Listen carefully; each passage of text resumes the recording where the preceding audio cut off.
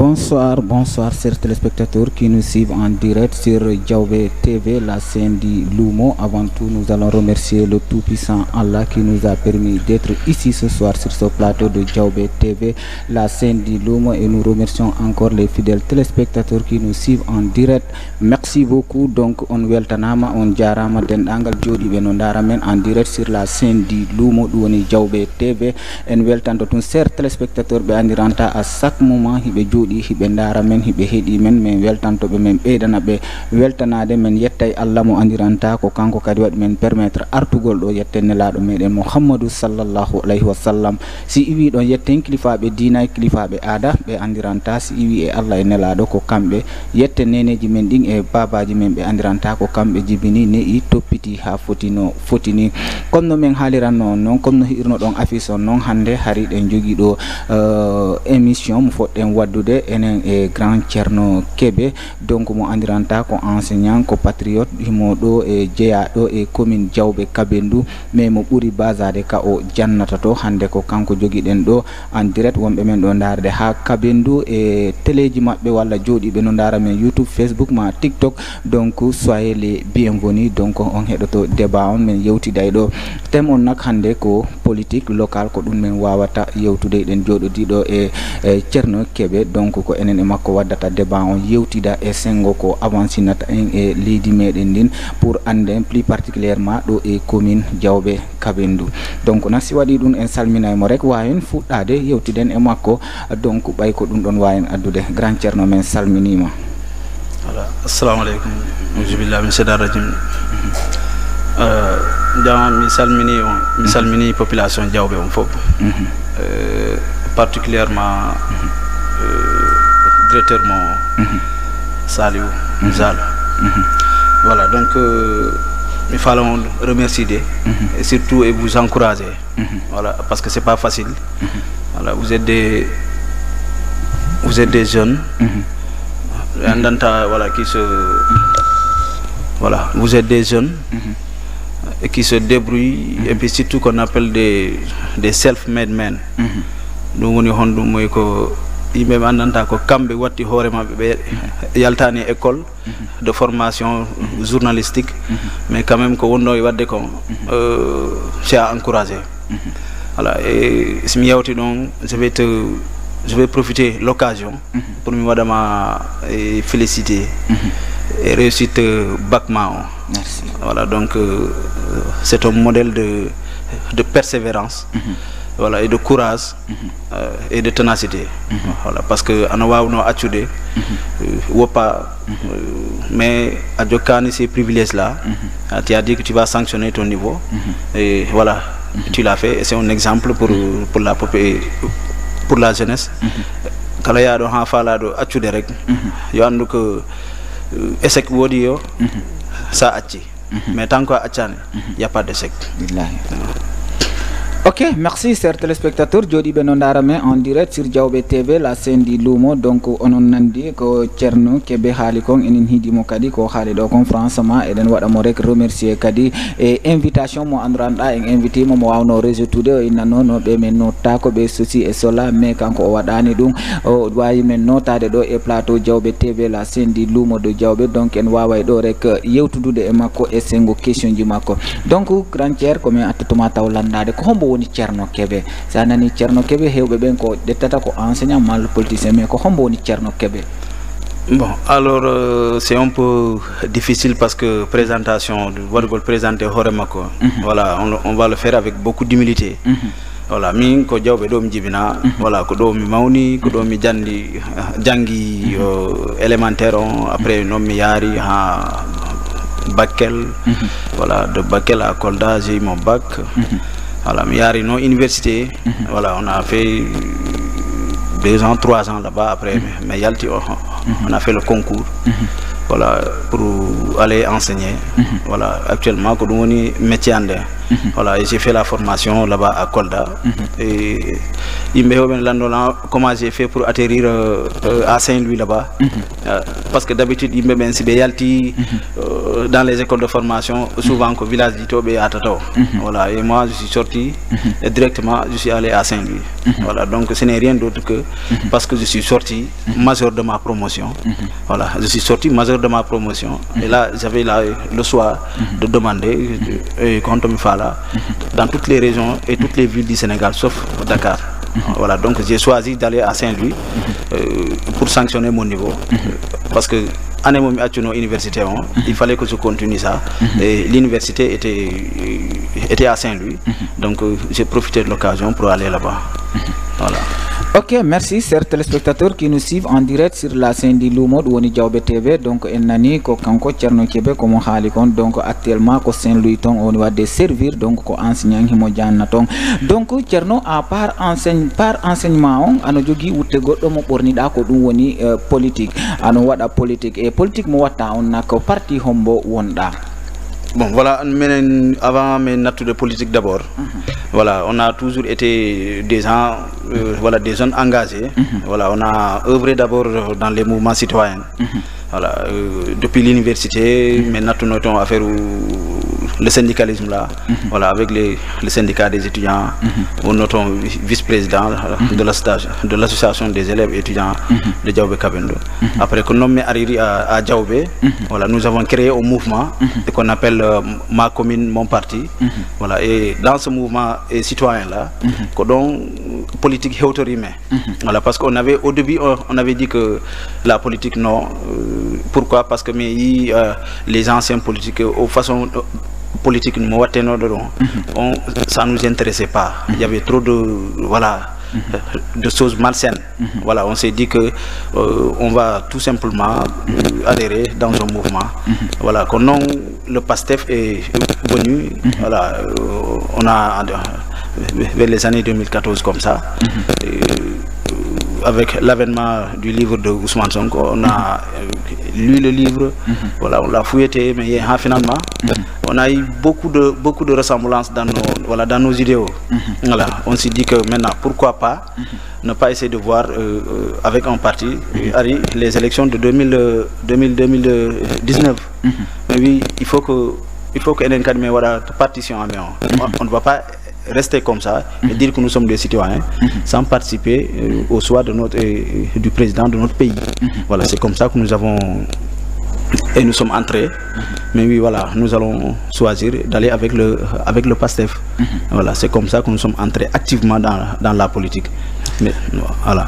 Ok, merci. Donc Thierno ko wadon de choisir ad yadu don et PASTEF parce que hande ko halten ko politique locale, donc ko yadu don et PASTEF gon après no wodno candidat ji be andiranta be wadi sortir ben ko candidat ji PASTEF pimbe ben fop no andi dum kadi en yewtay dum do pour pura lerde no woduno do wano candidat didi be na auto Mike Dr Diawo kanuma e Elas Bambo Girassi ko kambe dido on wattu don mi sikki si je ne me trompe pas kan wonno coordinateur PASTEF on do e commune Diawbe Kabindu.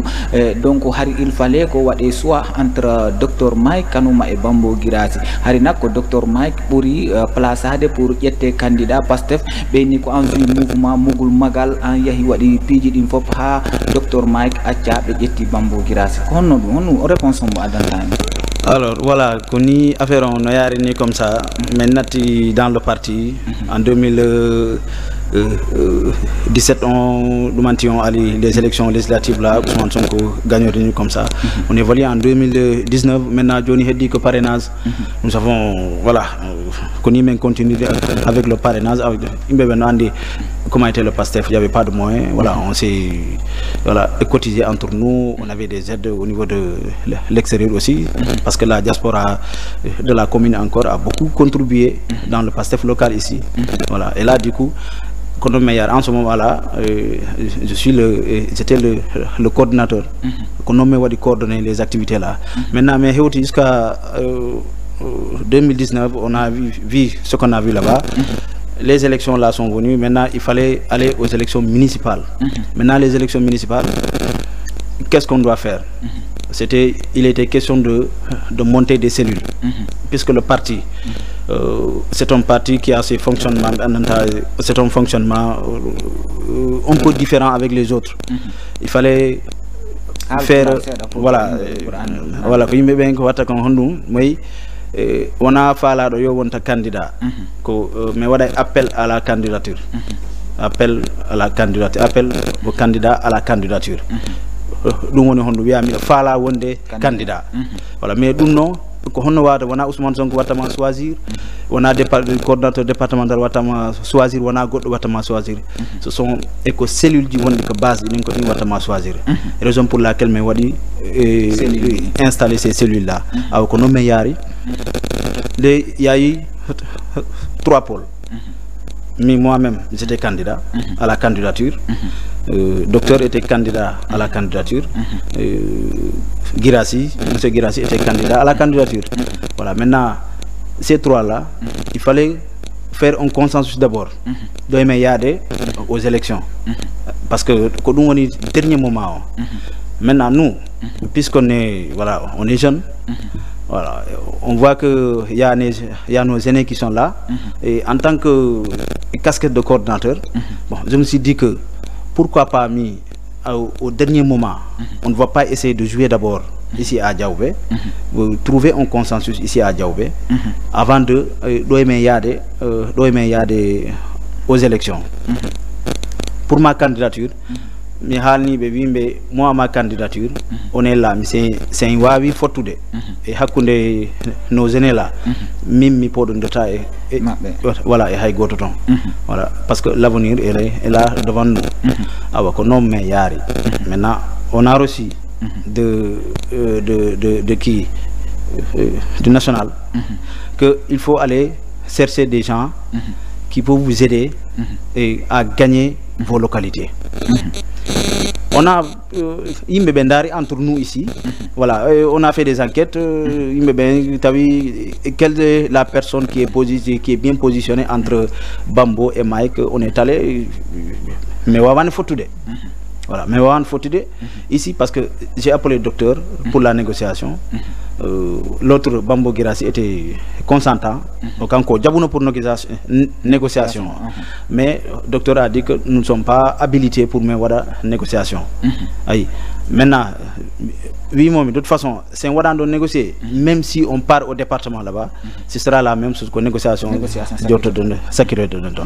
Bon, mais trouvani un terrain d'entente. On est allé au département, arrivé là-bas aussi, on n'a pas trouvé un terrain d'entente. Maintenant, c'est parce qu'on a vu des pratiques au niveau de la coordination départementale, mais c'est qu'on a nos cellules mal montées, voilà, des suspects comme ça là. À chaque fois qu'on a fait un faut dire mais non, il faut qu'on respecte la procédure. Voilà, parce que procédure c'est pas respecter et finalement on n'a pas pu faire des élections locales et au niveau de la base. Base on va choisir. Voilà, maintenant puisque le fonctionnement du parti, le parti dit que quand la base n'arrive pas à s'entendre et qu'il n'y a pas eu d'élection, on renvoie tout au niveau national.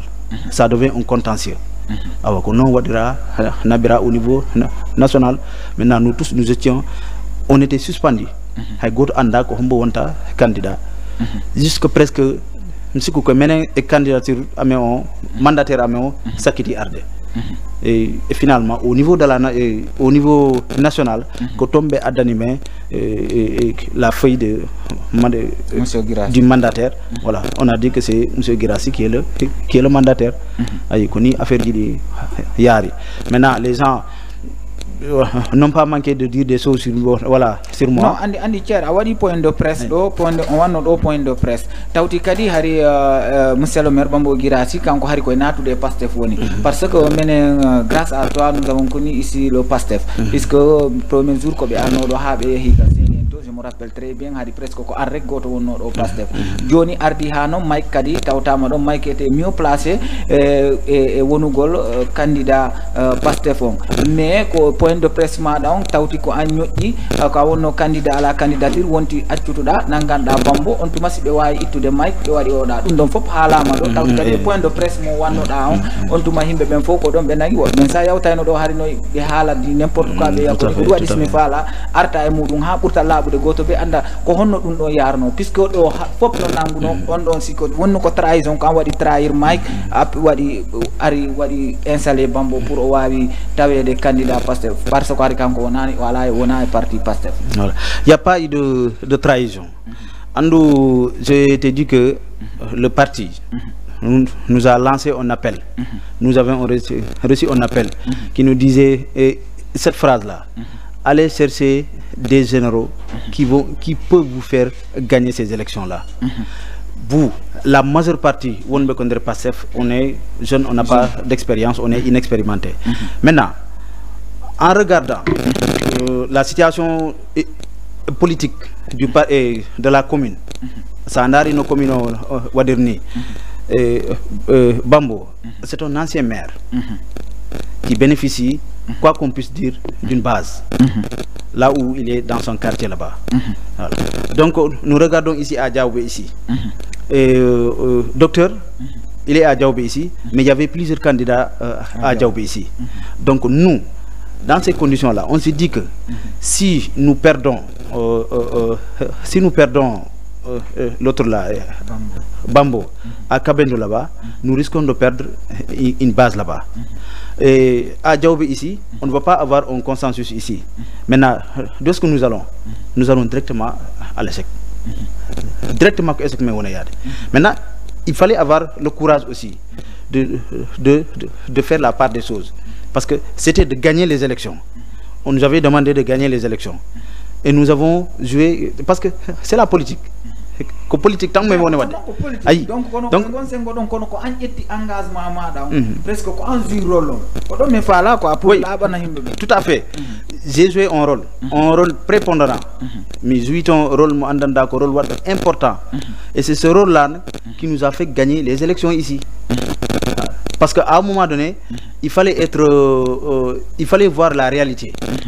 Voilà, la réalité, c'était quoi? C'était que Bambo avait une base. Et qu'il fallait jouer avec cette base-là pour pouvoir remporter les élections avec le Pastef. Docteur, certes, quoi qu'on puisse dire, il a des qualités. Voilà, mais politiquement, nous, ce que nous avions analysé en ce temps-là, c'est que politiquement, si on était allé avec lui, ça n'allait pas nous porter une victoire. Maintenant, on a essayé, voilà, de lui faire comprendre cela, mais finalement, Wawani Yade. Voilà, ces militants du Makodi ne l'ont pas, même s'il avait compris, mais ces militants n'ont pas accepté la chose et ils se sont retirés. Et nous avons cru avec nos convictions, mais les Holinoni, si Yadi et Odo, avec le mouvement aussi, ça allait nous mener à la victoire. Donc, nous, John Nime Odo, victoire ici. Il n'y a pas de regret là-bas. Il n'y a pas de si j'avais et si je savais, parce que si c'était à refaire, on allait refaire la même chose et nous allons gagner encore les élections ici à Diaoubé.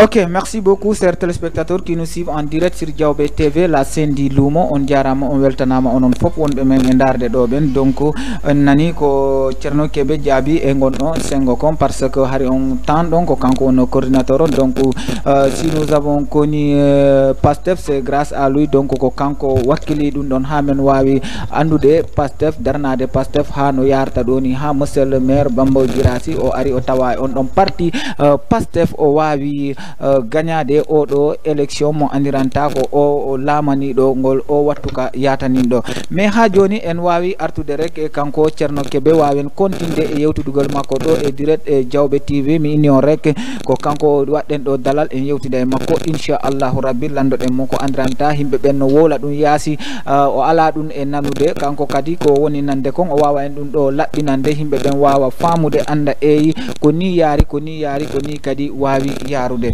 Ha joni en arta e makko kanko Thierno. Donc an darike ɗum ɗon fop a waɗi ɗum, c'était une question de choix. A waɗi choisir Bambo pour gagner mairie on wakkilike ha Bambo gagnike mairie on. Donc kadi a ruttike hiɗa oppose au Bambo. Qu'est-ce qui s'est passé entre temps? Voilà, donc tu as bien dit de s'opposer à Bambo. Parce que nous, en ce temps-là, nous avions genre une organisation externe, le comité des cadres. Nous avions dit que Bambou serait encadré. Encadré au sein de ces cadres-là, mais Wawa Yadoudé pour le développement de la commune. Voilà, et aussi nous avions trouvé notre général, et finalement qu'est-ce qu'on a vu?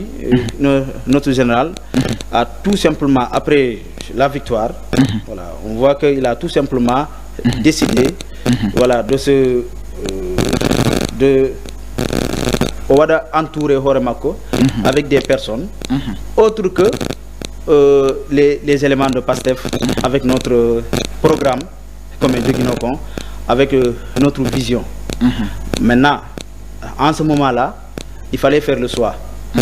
Moi, je n'ai pas de leader ici à Diaobé ici, mais à la leader politique. Moi, ce qui me lie avec ces leaders-là, c'est le parti PASTEF. Nous avons un programme, nous respectons le programme, nous avons un canevas, nous allons le suivre. À Yalti, et le programme PASTEF, ça veut dire que toi et moi, on ne va pas s'entendre. Voilà, parce que on a une vision Mao. Tu ne m'as pas convaincu.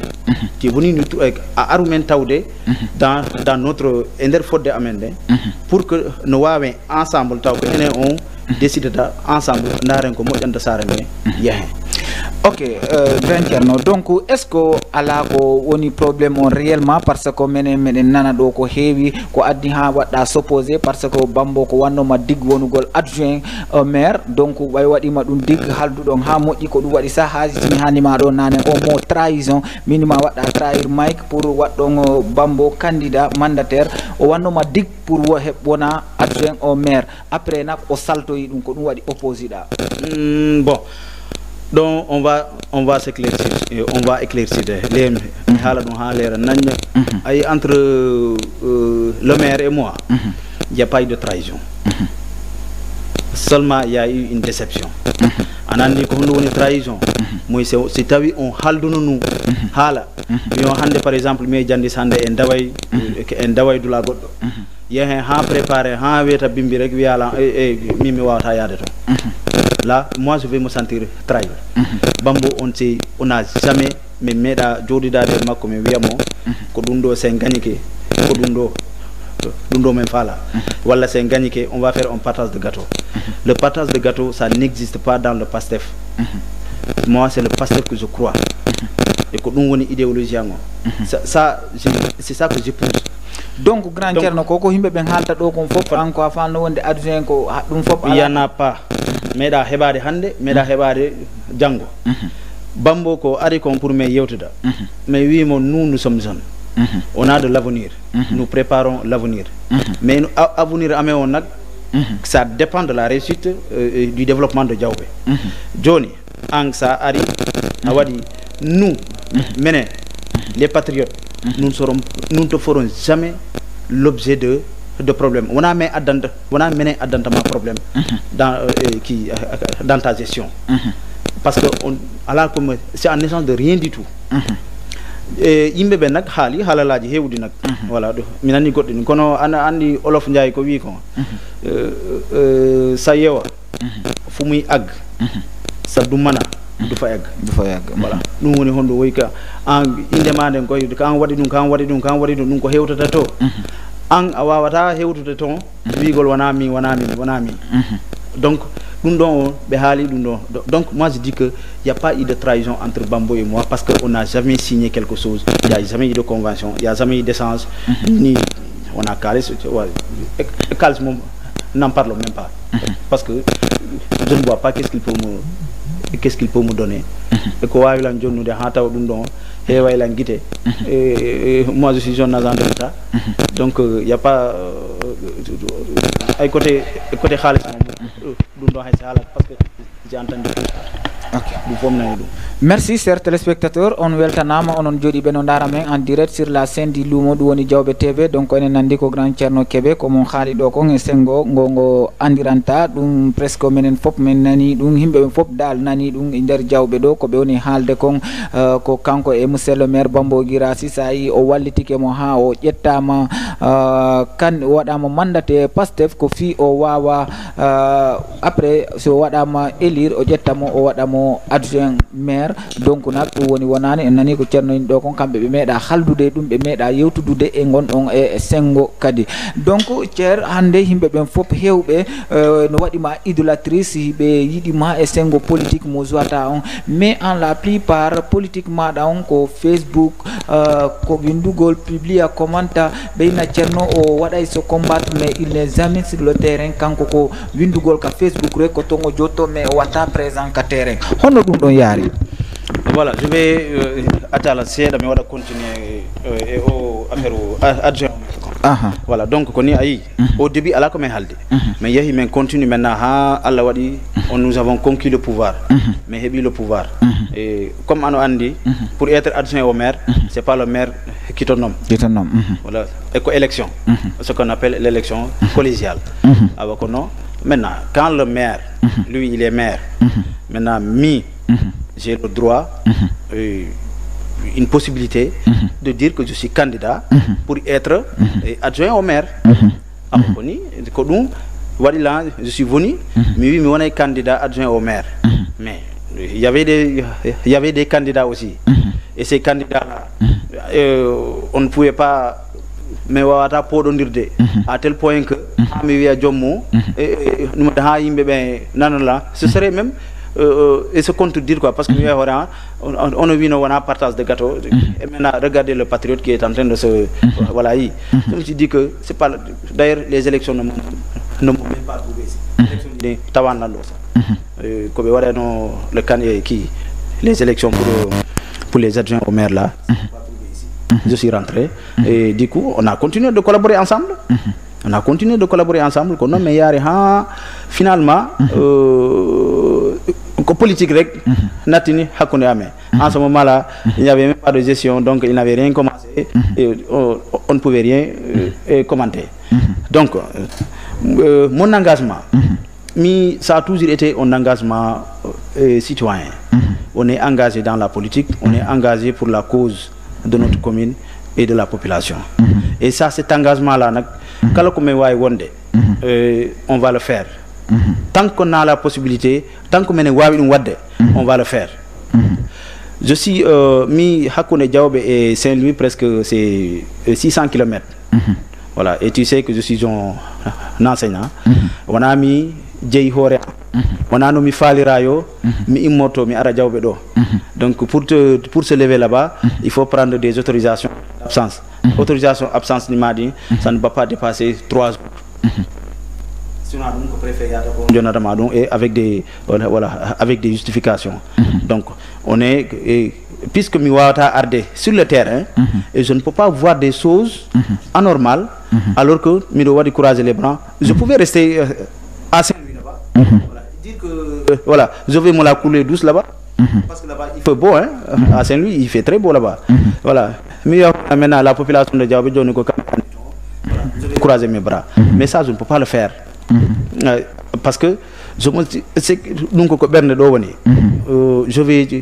pris cette décision là et c'est inné même d'ailleurs voilà de me combattre pour ma population.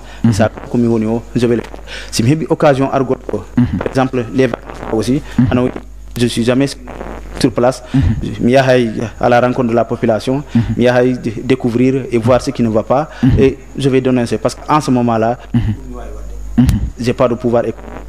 J'ai pas de pouvoir politique, donc et ça.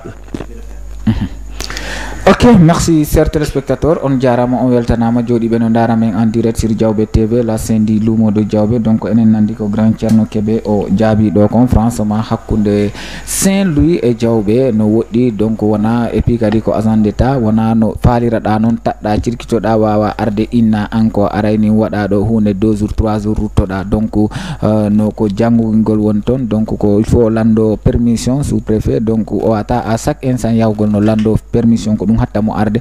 Mais si o ari do kadi o jodaki nokku goto mo fotta groupement de famille sukabe kala ko andiranta no marche pas himo wakkili pour dum don on wawa marsude enen e do e der commune Diawbe Kabendu. Donc mi andintina rek hande thème on ko politique locale wonden e halude e sengo mudon. Donc hande Grand Thierno, est-ce que tu es prêt si Bambo noddima pour le bon fonctionnement de notre commune accita yejjita ko wonno kon fop ara battoda mo nangam wawen gollude pour Diawbe meden wawa yarde yeso commune Diawbe Kabendu? Ce n'est même pas pour ça ne se limite pas madame dum hadani e Bambota. Ça c'est n'importe quelle personne. J'ai pas d'ennemi, j'ai pas d'adversaire, mais pour le développement de cette commune là. Et cette commune là, pour que cette commune là se développe, il faut un sursaut.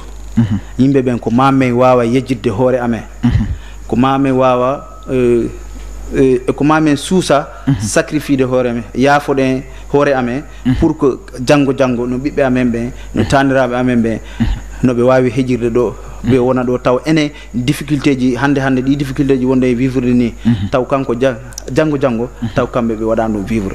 Mimi wata wonde blocage, mais il y a un mais.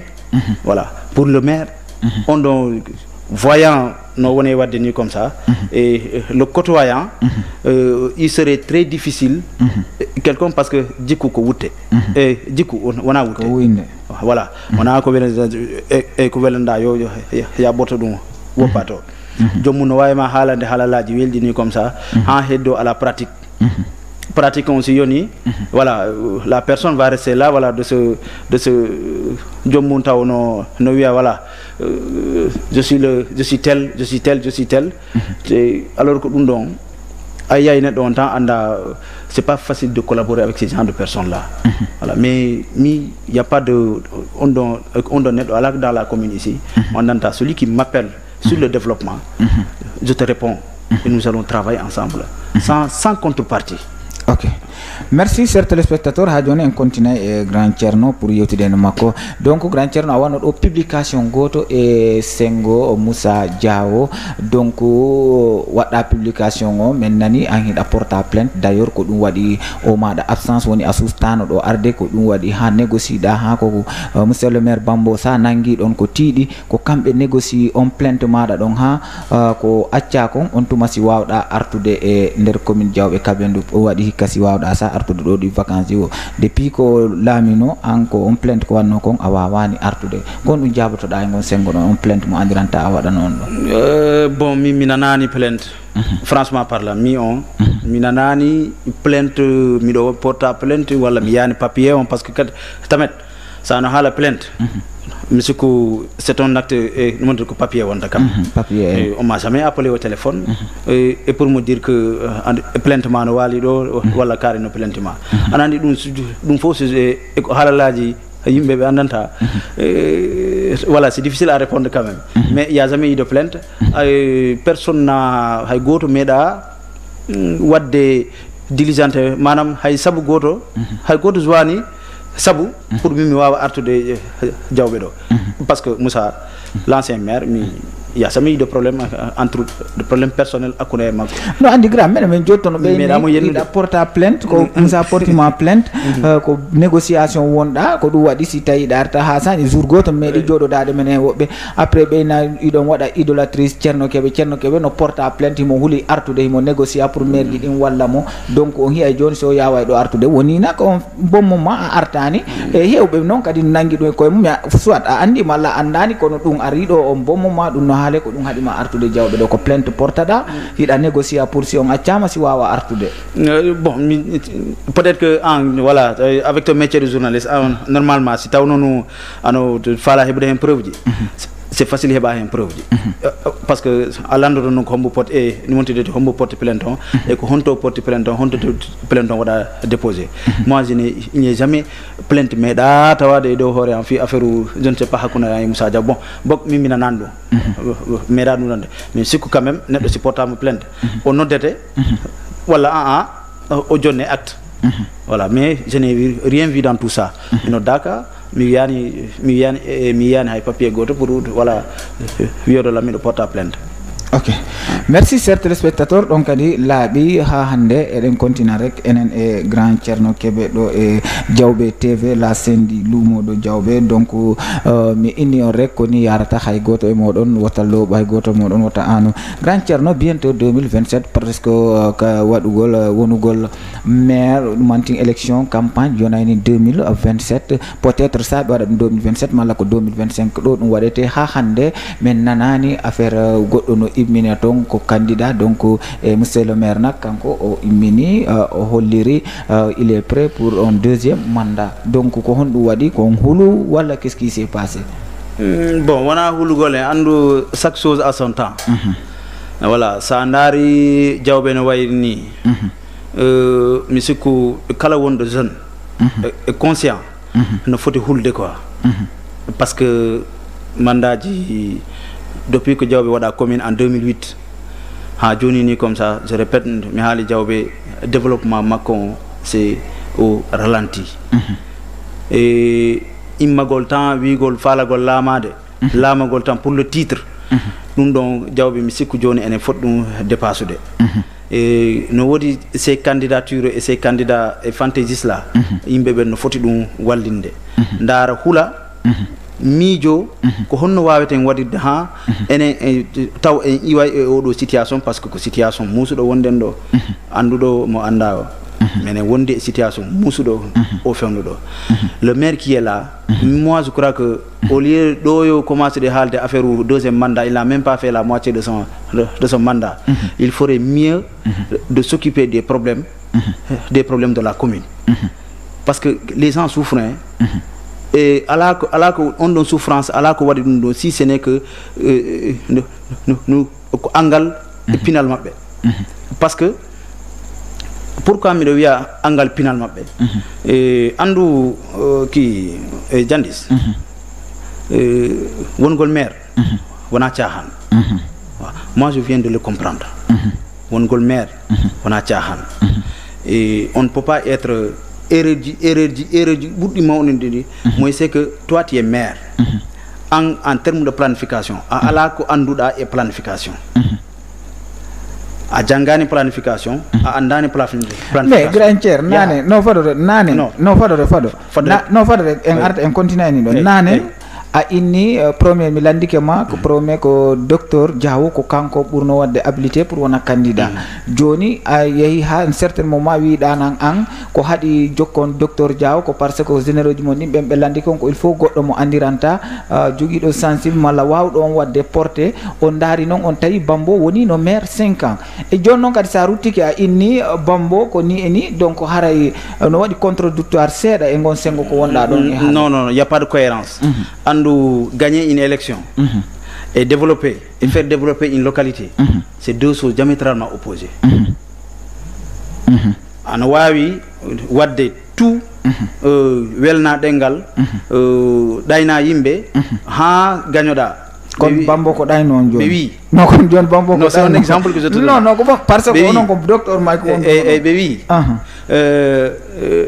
fenande tu m'excuses le terme fenande no wawi ɗaɓɓude debbo kono joɗɗinta ayi menen pourquoi nous avions la ferme conviction parce que menen wimami il y avait un cadre d'intellectuels de patriotes jodnoɗo ɗo mais il était question que mais waɗa encadrer tout maire pastéfien qui serait là taw quelle que soit la situation kala ko sengo développement ko o watte encadré o waɗe orienté taw probléme jini o wawataɗi heɓude ɗo d'autant plus que mene wiya que nous sommes une commune d'opposition même si on ɗon cet argument-là est très insuffisant, voilà, par rapport à ce qui est en train de se passer ici. Voilà, donc ça n'a rien à voir. Et au Maire, maintenant, ce que nous attendions, c'est que le programme, comme on va mettre en œuvre cela. Maintenant, Johnny, Yoni, comme on va appliquer. Maintenant, si lui, il se démarque, il y a une décision du Mako. Mais nous, qu'est-ce qu'on va faire? Mais on va le laisser aller. On a un nangamo, il y a tout le monde comme nous net chokaleni, comme on voilà, donc il sait ce qu'il veut, il sait qu'on wadita ha wada accéder ko fala. Donc revenons à aux élections là. Oui, mais ce serait très dangereux cette fois-ci de faire ces erreurs-là. Quelqu'un qui ne connaît rien en planification, qui n'a en planification, et encore il s'entoure avec des personnes. Même si j'ai un grand respect avec l'équipe municipale qui est là, mais il n'y a pas à la wondotom andanta no andi hunde et sengo planification. Mais toi, comment comptes-tu te développer? Qu'on voit un milliard de développement, c'est impossible parce que la planification maintenant que nous me dans nos classes là. Mais il m'a dit donc wana monsieur Mamadou Balde on presque depuis Diaby commune il m'a dit donc mo entouré. Oui il est là mais ko changement hondu yida. Non, changement d'une heure de grand tiers, parce que ça a été depuis Mare, Sinchandiure, Kouran, Wodi, c'est un arrêt de l'habit in Sinchango Lawol, Sinchandure, Hazard, Talata, Bewati, presque changement d'une heure. Voilà, donc ça, si connu, il y a changement. Moi, je dis que ça, c'est des changements d'Andanta. Wana Kambe, Wadi, changement, même si c'est Tawi et la Mouma. Andu goto fo et garage on do voilà garage on marché Kabendo mais le garage là dans quel état il est toi-même tu as vu dans quel état ce garage là est. Voilà, donc et le marché de Kabendo aussi là-bas aussi ce que je dis c'est aussi facile que ça Andu à Diaobé ici 11 jours là monsieur si tu te rappelles à une publication mais à Diaobé il est beaucoup plus facile de construire un marché qu'une salle de classe. Nous, ce sont des erreurs. Ce marché de Kabendo là, mais on ne dit pas que c'est pas une mauvaise chose. On ne dit pas que c'est une mauvaise chose. C'est une bonne chose. Mais il y a une chose encore mieux que cela, dont la population a besoin. Et en même temps, ça fait partie des compétences transférées de la mairie. Dis-moi c'est quoi? Mais c'est l'éducation. Au préscolaire do. Wana ko takuma do woniri les préscolaire de ciukale ko jangata ton ko galle hombe be wonno ko wana ko galle malal be wonno be ita ton be hebi problème location ni mo de hambe fala itede ton. Mais est-ce que tu trouves ça normal que taw administration yobata location alors que c'est une compétence transférée de préscolaire et élémentaire? Mais si parce que nous donc madame Kodoumbe Sassima ça fait partie des 9 compétences transférées.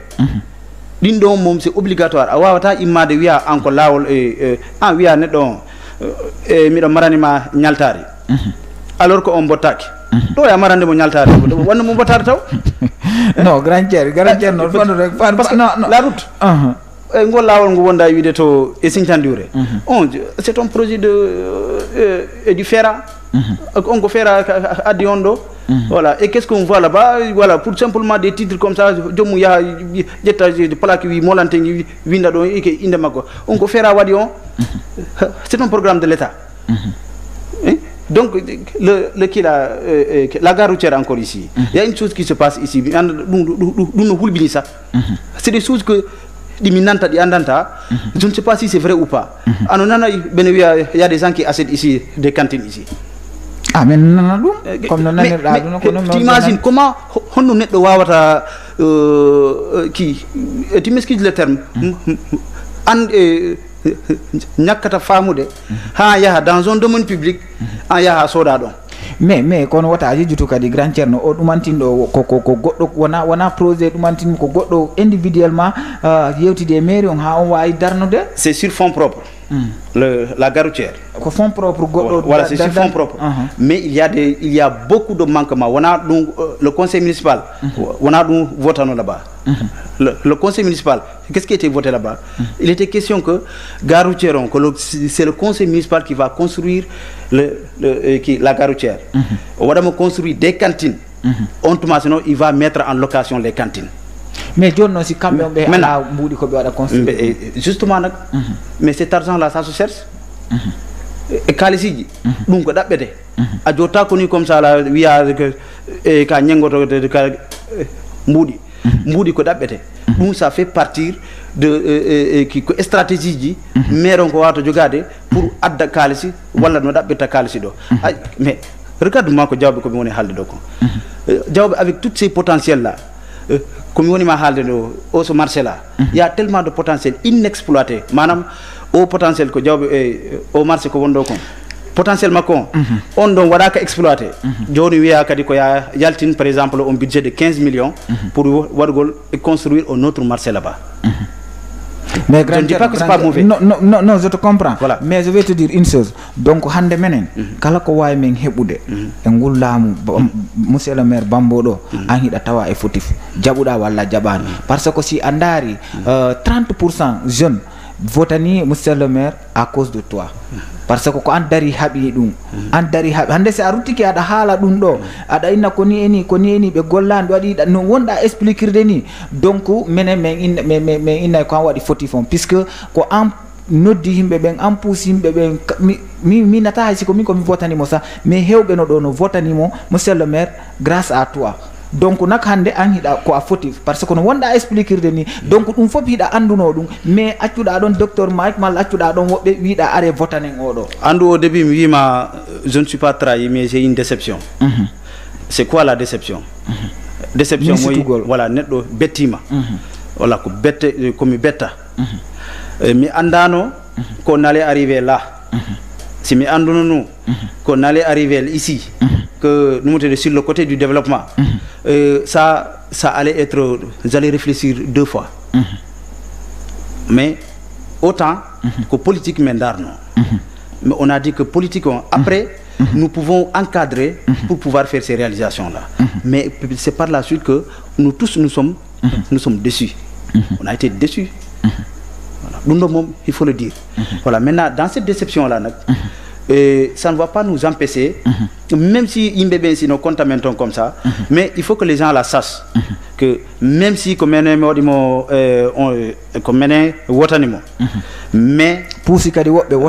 même on a tout fait pour que on gagne, mais ce qui est en train de se passer comme ça là, mais d'accord et mako, mais yadani e makko e dow dum jon grantier est ce que nga noddi mo téléphone wi da monsieur le maire ko wonda wadde ko menen darani be mabbe malla entourage ma da menen wakkilibe ha wonda do be dum do wela nani men sans en personne an noddi mo yewtudu da e makko dum walla ko ka réseaux sociaux ji tu wonda publier o hi adum non mi hebani noddi batti do mo voilà mi hebani maire Samba Diaw no ton monsieur le maire madame la mairesse Adama Dianno ton ma dum monsieur le maire Mamadou Balde ben non fop no ton ben malla Aliou Sano ko ben non fo hay goto an noddan be pour innombe halne monsieur le maire Bambo ko woni wadde ko dum do mo jaan ben fo j'ai pas de Aliou Sano c'est un frère on donne son contact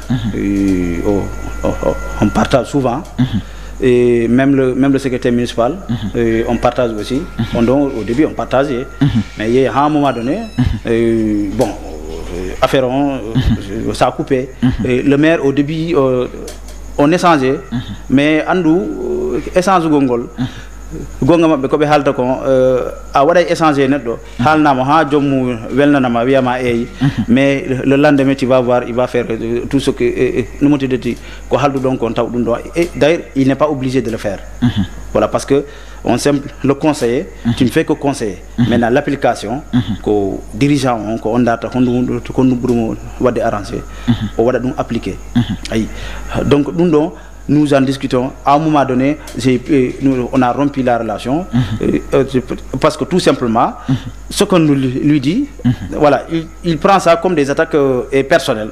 Alors que il y a rien de personnel ici. Les gens là, la majeure partie Koudoumbe Halta, bon, peut-être que moi ce que je suis en train de mener comme ça là, c'est personnel quoi. Et c'est pas un combat personnel. Nyande Moussa Girassi, Ivido maire, ce jour-là. Et qu'on nous séquette rien du tout.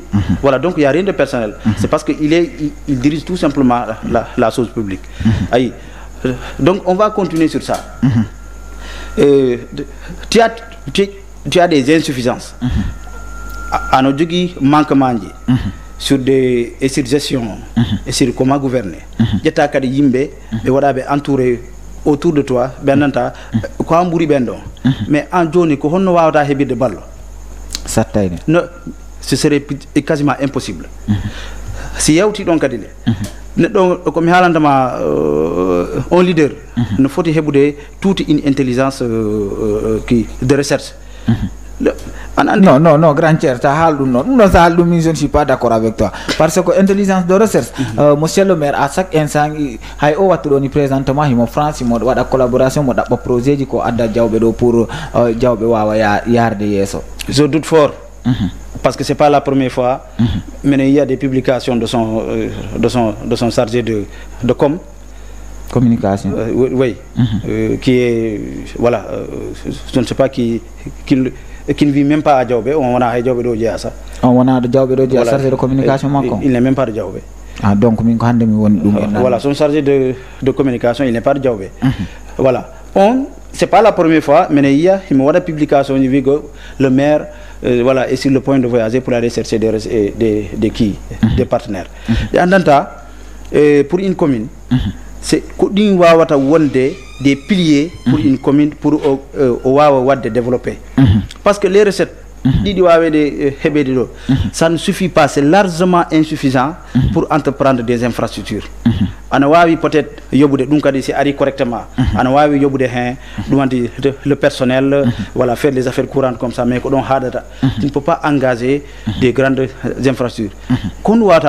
Mais tu vas aller chercher des partenaires. Et des partenaires il faut avoir un programme. Tu ne peux pas gouverner sans un programme de développement communal, ce qu'on appelle le PDC. Donc, il faut, parce que c'est les bailleurs, c'est ceux qui financent, mais lire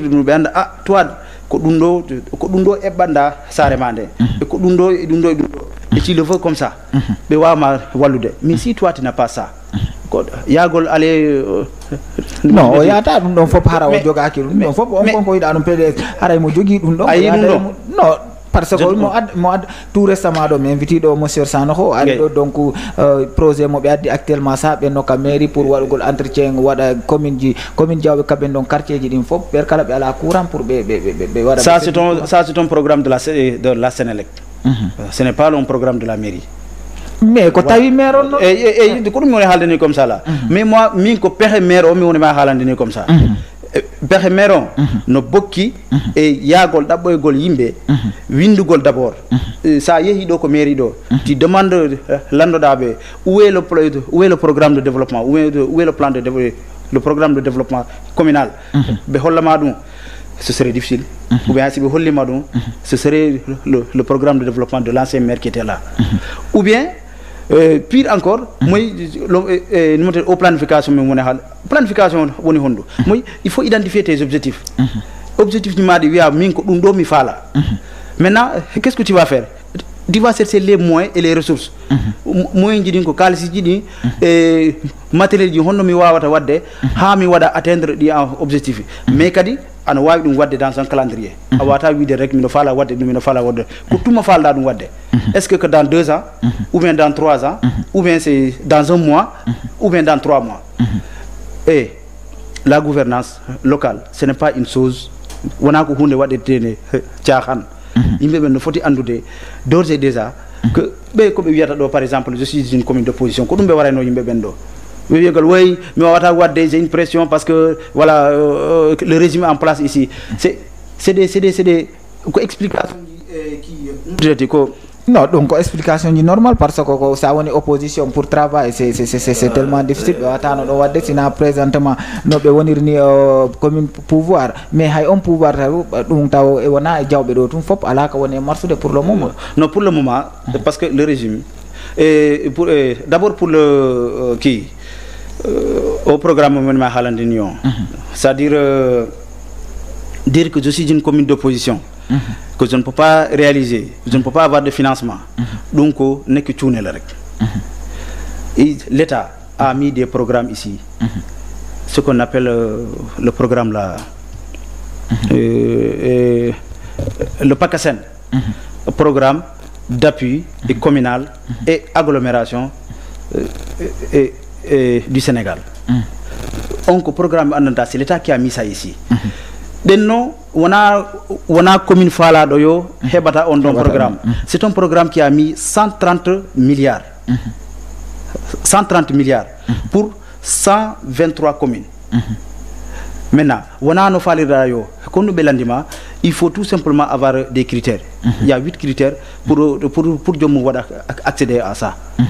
Premier critère qu'on doit de telle sorte que budget mao anawami walinde au plus tard le 31 décembre. Donc ça c'est le premier. On peut le faire. Deuxièmement, c'est de tout faire pour tes comptes administratifs du Madi. Taw anawawi dum wadde déposer avant le 30 octobre. Mais qu'est-ce qu'on voit ici à Diaobé ici? Les comptes administratifs de la commune. Mon 2021, mon 2022, ko hikado voda. Ko hikado wada. Alors qu'on a dit que tu dois le faire chaque année. Chaque année au plus tard, le 30 octobre. Mais donc, ça y est.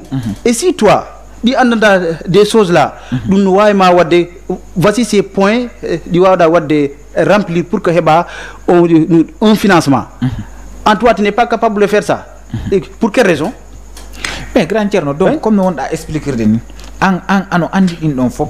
donc, a arti adandi ko jawbe do jeeda quelles que soient les circonstances ko jawbe habantoda kala inde bonde de hebuda jawbe do ko jawbe daranda kala inde moƴƴere de hebuda jawbe do ko jawbe daranida be yidi mayo be anima ko jawbe daranda mais ano andi din don fop din ideji di wada do avancer fop si tay wada makko ko moƴƴino donc ko ti parle avec monsieur le maire ou pas mais comme no wiida do ni sana ko c'est ton frère wala Samba Dia wala goddo mais da way be no arde mabbe hewta ko mairie ton comme no wonirda en vacances do ni no arta yewtidira et groupement ji ni mala association sukabe ni ara yewtida e mabbe comme ça donc ça wadi dum don rek ko avancement hebeten mais ça jodi ki angi andi dum da wadi croiser les bras ko à chaque instant si tay metti ma rek après vinda ka page Facebook mala ka YouTube mala ka TikTok donc sikuda ankadi atawa kay ko woni tardinde commune Diaobé on ko non je ne suis pas mi tawa ko woni tardinde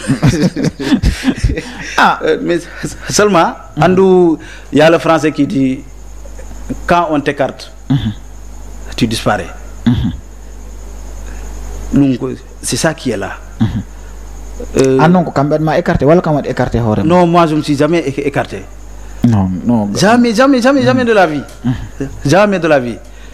Andou, il y a des choses, on ne va pas le dire, voilà, à l'antenne comme ça. Mais net ko guité rek ndarta ndara e bodé makko ne départ makko a anday est-ce que placement no do wala si placement ala do ayi maintenant comme ko be halta ko nous c'est vrai aussi qu'on on ne conseille pas un roi devant la place publique wana e mbatu dumantinta wata yedd roi voilà donc dundon nous sommes en train de discuter avec les conseillers. Il n'est pas, je ne suis pas obligé, mais il y a adjoint au maire, voilà, c'est le maire pour lui expliquer cela. Mais il y a les conseillers, moi je suis conseiller. On a des conseillers dans le quartier. Bien entendu, ils ont compris certaines choses. Mais actuellement, je suis en train de partager avec beaucoup de conseillers sur ces genres de choses-là. Ils me demandent est-ce que ces programmes de Haldado, est-ce que ils ne vont wala di meda hebade et nous disons mais anda si di no meda hebade. C'est parce que vous ne faites pas de recherche. Moi ce que j'ai dit moi Halando, je n'ai pas appris ça à l'école. Toi aussi tu ne l'as pas appris à l'école. Voilà, parce que c'est des choses di andanta on a ko école di janginte. Kon donc andada ando odo position mo wonda do a wonanani hoore mata ko position ko yimbe ben yettima e do holare be wadnima odo position donc be sasima donc anko wadda fodda wadde kon il faut tout faire tawa a wadan be décevoir ko be wadma sas kon yaha dabbitoya a anda ti e maire voilà tu as des insuffisances an wodi problème de anda mais borno pade made yaha landoda yimbe be onom yidum do situation dans votre localité ko hondo wadi don dundo hondo wadi dundo est ce que on wawi en muta on arta ndar non lando mais yawgol ha jawbe je disais au potentiel wondo ko marché do est ce que tu sais que à un moment donné yano do ha 3 mois ya ide 3 mois derrière de salaire ji personnel ji yano ha 3 mois be yobak personnel ji wombe gollude ka mairie ben oui 3 mois woni yaada ha 3 mois be 3 mois be yobak be jogi 3 mois derrière à un moment donné il dit pourquoi parce que il y a un déficit de recouvrement hondu moy que recette di no foti natirde ni natiran non il a fallu que le préfet et le préfet au receveur do be wadi do descente pour be ara be wadi enquête pour be ndara est-ce que tu trouves ça et tu crois que ça c'est normal ça alors que il y a des la population est là Diaobé nous sommes à peu près 30 000 habitants d'après l'agence nationale de la démographie et de la statistique. Johnny a million l'impôt le minimum le minimum fiscal. Comme nous voyons, moi dit chaque citoyen nous faut au coup de 1000 francs. En Amérique nous au coup de dos. Non. Amérique nan de ça. Alors que mairie on nous faut des information ji no foti wadde sensibilisation kono dum do haysa ina imbe dum do grand tierno ko kambe woni jabata himbe ben sa population en personne woni jabata et je vais t'expliquer duuti on sa woni ay yobugol do duuti ko problème ay to do imbe ben dum addi do problème ni modja pour yobugol duuti himbe be woni jabata dum voilà je vais t'expliquer pourquoi les gens sont réticents pourquoi yimbe ben no salo parce que si be yi ano yoba hitano yoba wala chaque jour ano yoba be yani ko be wona yobande kon e ko be woni yobande kon mais prochainement ça route que ton hono be wata ils vont croiser les bras mais si beno yoba toi tu vas lui dire que voici par exemple Sinthiane vous avez des problèmes d'eau là-bas ndianda hewtanto mais ça y ndianda hewtanto c'est parce que ko dum nous dit mais on n'a pas les moyens de vous faire accéder là-bas l'eau hondo me itata dum il faut que kalsi recette ji jabon yobude impôt parce que son yobi impôt rek on yara ndiam forage son yobi impôt éclairage public on hewtay ton son yobi impôt élève du monde benatara dans des dans des abris provisoires parce que la commune dum donc compétence transférée makko mais ndardo depuis que Diaobé hebido Diaborado commune en 2008 ha jonni comme ça là est-ce que be medi ma holde de classe be wiyama o ko comme que mairie on wadi construire au classe do non kon hibe darade e projet ji on di arde di quel projet par exemple be darna di même la subvention ça hay subvention bi ananta avec le programme là qui ubitay jangatay normalement la mairie offre do taway non be wadi no ko be watta kon fop ha be pari be wali ni mbudi mabbe ni pour la subvention lasa de kila non des fournitures on dara be wadi no dum ha des fournitures ni dum ana parfois l'année scolaire passée là l'année scolaire passée là et subvention mabbe les fournitures là ko moi hombo yalti non ko tardivement moi alors tardivement mais alors que ça ne devrait pas être comme ça parce que l'éducation c'est une priorité normalement ko ouverture ko fodi yondo don fourniture mabbe ni hewta les enseignants là be hebade crédit mabbe ni les parents là be andanta ils n'ont pas les moyens d'acheter les fournitures là be jonira en attendant que les parents là vont se débrouiller là-bas mais dum fo jommu joda il va reléguer ça au second plan jommu ko wata no yano wada inaugurer des routes là-bas. C'est-à-dire que il me faut djangoudé. Il y a des enfants mais en anda ils sont dans des maisons en location et tant que préscolaire bewoni haydou la mairie ne peut pas payer cette location là. Vous trouvez ça normal? Et au même moment ça n'arrive dans la rubrique des qui dans la rubrique du budget. Le carburant du maire, c'est 5 500 000. Uniquement le carburant du maire, 5 500 000. Mais donc on a chaque maire, on a pour le maire. Non. Donc maire Ardoyo. Voilà. Maintenant tu regardes le budget alloué à l'éducation, l'achat des fournitures scolaires autour de là. Tu sais c'est combien? 2 millions. 2 millions. Et ça, si tu veux faire expliquer ça aux gens, ils ne peuvent pas comprendre ça. Ils vont te dire que voilà, le maire doit se déplacer. Il va se déplacer pour aller où? Non, Andi donc grand jar donc wada. Donc non kono wadira non don wana maire on wadi wana antigi hande se wani maire saren ak sa na way beydude wada ha 6 millions malla 7 millions. Non. Dum fop no way won deton. Mais ça dépend wobe kat sari inna e way wadde redire duita dum wada très bien. On wawi il y a une marge de manœuvre. No wodla andanta ko yimbe ben data ce qui est utile. Ce qui est utile bandanta ça c'est nécessaire mais wada dum don on va diminuer ça pour aider les gens là. Même la subvention du poste de santé. Boyane ko be hebi subvention mabbe on. Alors que dum kadile la santé, l'environnement, l'éducation, le sport, la culture. Vous, qu'est-ce que vous recevez ici en tant que des artistes?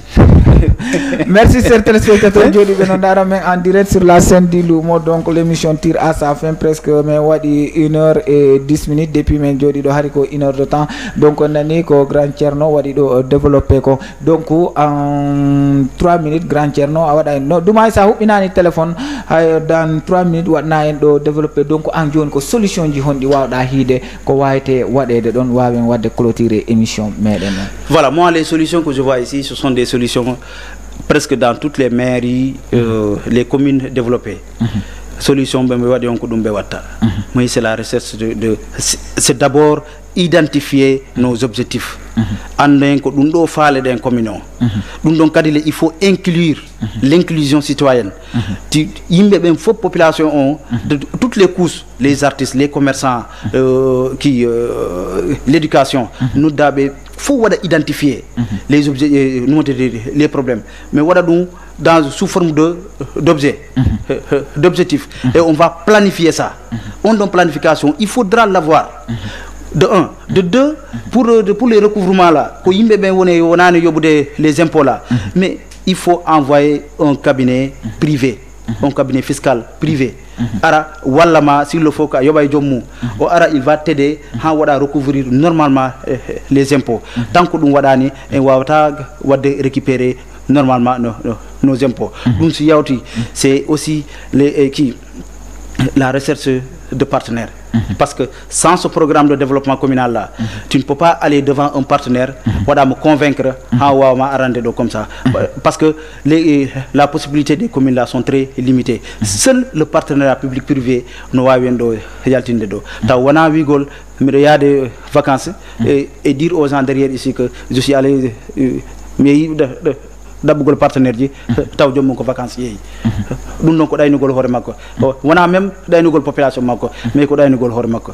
C'est ça que je vois. Et que aussi l'engagement citoyen, d'avoir une bonne société civile ici à Diaobé. Et ce qu'on voit ici, presque il n'y a pas de société civile ici. Alors que le développement local et durable ne peut pas se faire derrière la société, sans la société civile. Donc, il faut obligatoirement de calmer identifier ces choses-là. Maintenant, le reste, ça va venir parce que on est en train de travailler et d'élaborer un programme.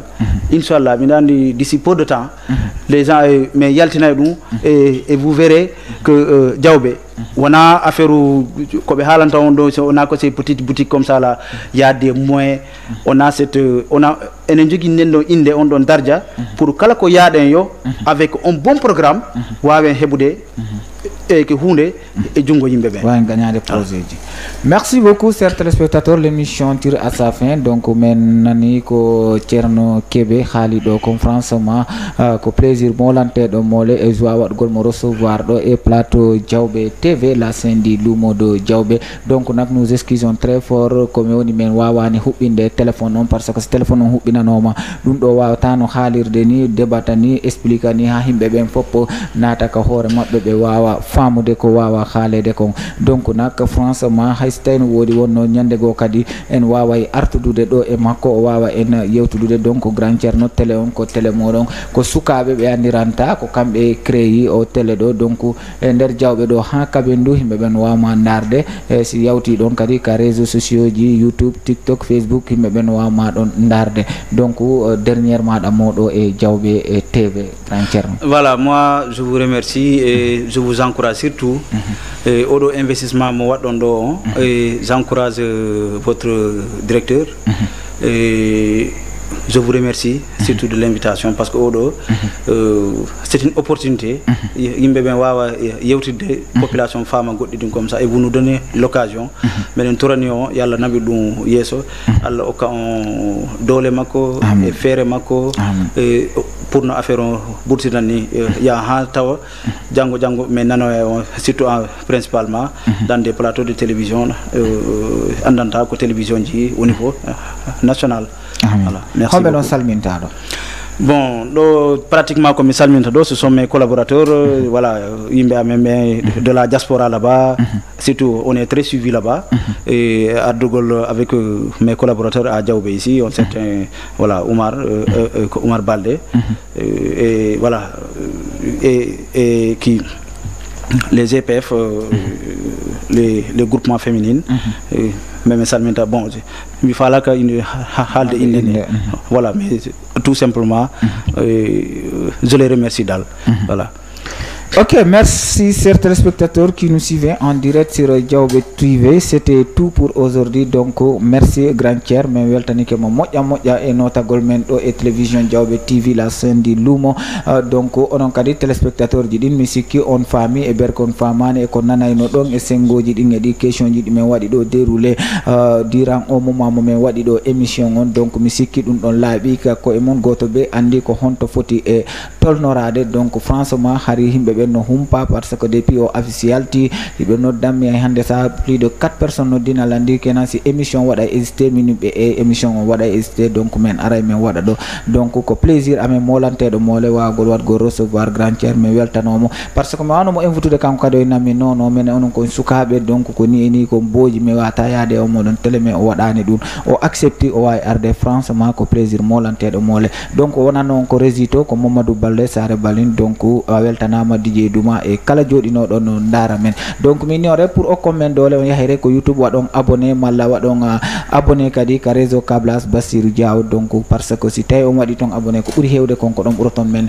ndarde meden weltani on non parce que presque chaque jour meden wada abonné hede 10 maisons malla 5 maisons malla 15 maisons. Donc koko welata on konko dum welata men. Merci beaucoup tamit e rewbe amen be andiranta ko kambe fittata do dum woni hay Mariam kambe fittata do ha laba kambe foberata studio Diawbe TV on weltanamo moƴƴa. Merci grand Bassirou et merci tout le monde. Allez, gros bisous à vous tous, je vous aime et je vous adore. C'est ça, c'est la vie. Chaque chose à son temps, rien ne peut lutter contre la volonté de Dieu. Allez, bye, à la prochaine. Merci beaucoup, bye bye. Donc me donne un rendez-vous nyande wonde. Merci.